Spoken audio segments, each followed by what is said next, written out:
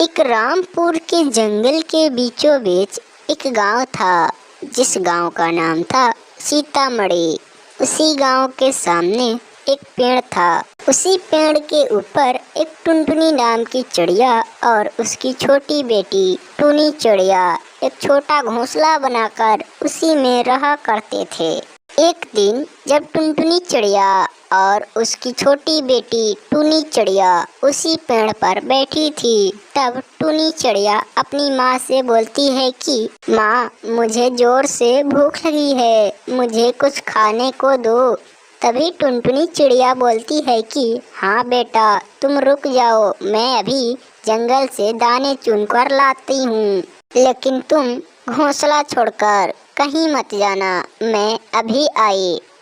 और इतना कहकर टुनटुनी चिड़िया जंगल के तरफ चल पड़ी। अभी टुनटुनी चिड़िया जंगल में दाना चुनने के लिए जा ही रही थी, तभी देखी कि एक छोटे से पेड़ में सुंदर सुंदर सेब फरे हुए हैं। लेकिन टुनटुनी चिड़िया ये नहीं जानती थी कि ये छोटा सा दिखने वाला पेड़ एक जादुई पेड़ है। और टुनटुनी चिड़िया उसी छोटे पेड़ में से एक छोटा सेब तोड़कर अपने घर के तरफ लौट चलती है। अपने घर ले जाकर टुनटुनी चिड़िया को खिला दी और टुनी चिड़िया आराम से उस सेब को खा ली।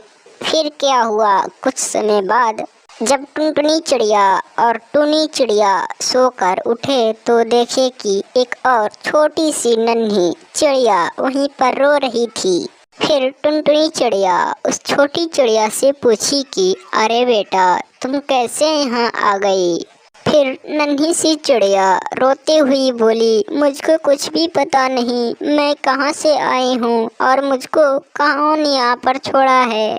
इतनी बात सुनकर टुनी चिड़िया बोली, माँ, तुम इस चिड़िया को अपने घर रख लो ना, देखो कितनी सुंदर है, वैसे भी हमारा कोई भाई नहीं है, ये कितनी सुंदर है, प्लीज माँ रख लो ना।